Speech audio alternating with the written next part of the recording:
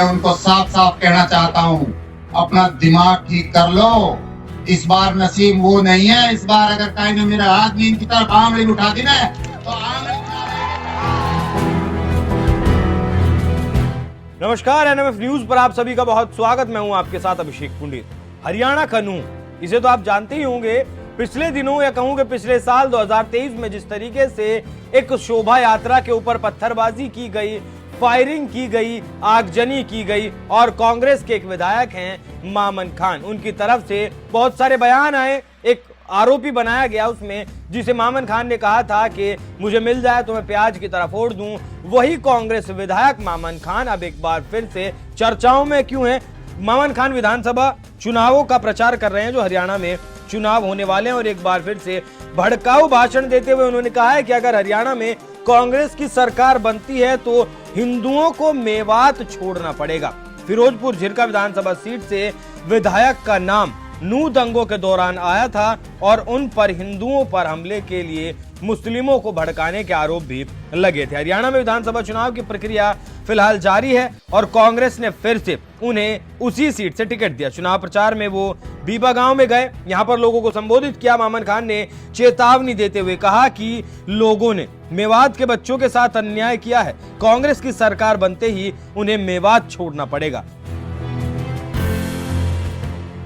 नूह दंगों को लेकर मामन खान ने आगे कहा, मुझे पता है जब ये कांड हुआ था तो तब काफी घरों में चूल्हे भी नहीं सुलगे थे।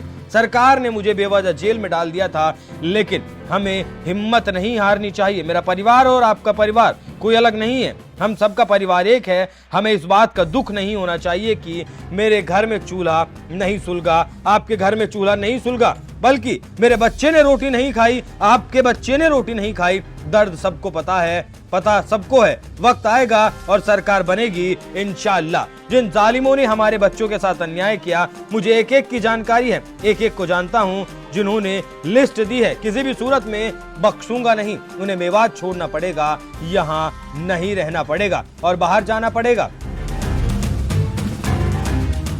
कांग्रेस विधायक मामन खान के इस बयान पर हरियाणा भाजपा ने सोशल मीडिया एक्स पर लिखा, अगर कांग्रेस सत्ता में आई तो दंगे करवाएगी, गलती से भी अगर कांग्रेस की सरकार बन गई तो हिंदुओं को पलायन करना पड़ेगा। वहीं राज्य के वन मंत्री और भाजपा नेता संजय सिंह ने कहा कि मामन खान में अगर हिम्मत है, किसी भी व्यक्ति को हाथ लगाकर दिखाए। उन्होंने चुनाव आयोग से मामन खान को अयोग्य घोषित करने की मांग कर डाली। वीएचपी के स्थानीय कांग्रेस विधायक मामन खान और आफ्ताब पर हिंसा को उकसाने के आरोप लगाया और इनके द्वारा कई ट्वीट्स को साझा किया गया। वीएचपी के महासचिव ने कहा कि मामन खान ने 4 महीने पहले विधानसभा में कहा था कि किसी की हिम्मत है तो मेवात में घुसकर दिखा दे। उन्होंने कहा कि मामन खान की तरह ही कांग्रेस नेता आफ्ताब ने कहा था कि अगर गांव में पुलिस वाले आए तो उनके हाथ पैर तोड़ दो, उनको उनकी चिंदी कर दो। उन्होंने कहा कि आफ्ताब मेवात में ही रहते हैं। तो हरियाणा का मेवात किस तरीके से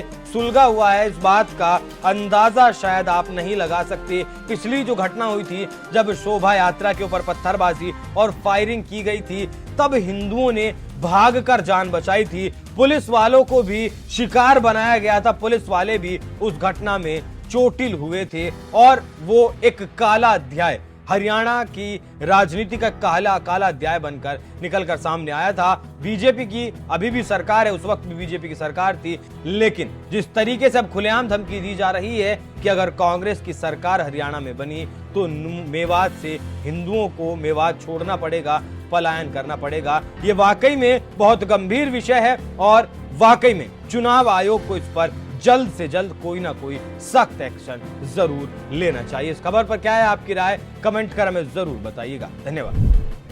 कांग्रेस के लोग धमकियां दे रहे हैं, डराने की कोशिश कर रहे हैं लोगों को, बहकाने की कोशिश कर रहे हैं लोगों को। मैं उनको साफ साफ कहना चाहता हूं, अपना दिमाग ठीक कर लो। इस बार नसीब वो नहीं है। इस बार अगर कहीं ने मेरा हाथ भी इनकी तरफ आंगली उठा दी ना तो आंगली साथियों, हमें अपने वर्कर के लिए, अपने साथी के लिए जो ये लंबे लंबे भाषण में मार रहे हैं कांग्रेस के, इनकी पतो तो 6-8 तारीख को पतो चली जाएगी। ये बहुत बड़ी गलत में है। ये सोच रहे हैं कि जीते पड़े, इनको बाप भर वोट इकबाल ने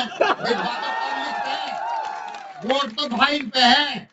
अगर भाई चाहेंगे तो इंशाल्लाह जिस तरीके से आपका प्यार और उत्साह है, 8 तारीख को भारतीय जनता पार्टी को जीतने से कोई ताकत नहीं रोक रही है। दोस्तों और बुजुर्गों, कुछ हमारे यहाँ के कुछ अधिकारी टाइप, कर्मचारी टाइप है टिच्चू लोग, जो जब 5 साल हमारी सरकार आई तो 5 साल पहले तो मुंडन से खूब मजा लिया उनने, फिर भाई 5 साल में भी बका लिया उनने, अब वो इस मित्र भागा डोल रहा है। अब पर मैं उनसे कह रहा हूँ सरकार बढ़ रही है, हम जीत रहे हैं, अपना होश हवास सही कर लियो। कभी ज्यादा बहम में रह रहा हूँ उन्हें ये हरियाणा इतनी बड़ो डबवाड़ी ना था, मैंने नौकरी करना सीख जाओगा। अब तक तो हमसे गलती कोताही हुई, भाईचारा में आके हम तैयारी सुन ले गया। जो ये अधिकारी बन रहा है, जो आज कांग्रेस की जो वाहवाही कर रहा है, इंशाल्लाह इनने माल मारा बीजेपी से और गीत कारावा का। लेकिन साथियों, मैं आप लोगों के बीच में आप लोगों को विश्वास दिला रहा हूँ, 5 साल हमने आपकी सेवा करी है, 10 साल में विधायक रहा जब सेवा करी है, चाहे फिरोजपुर जिले में पीने के पानी की बात हो, हमारे वाल के काम, खासकर हमारे पाटकोरी, रंगाड़ा, नावली और उधर सारे हमारे गांव में पीने का पानी बहुत नीचे चला गया, 1500 फुट तक नीचे चला गया।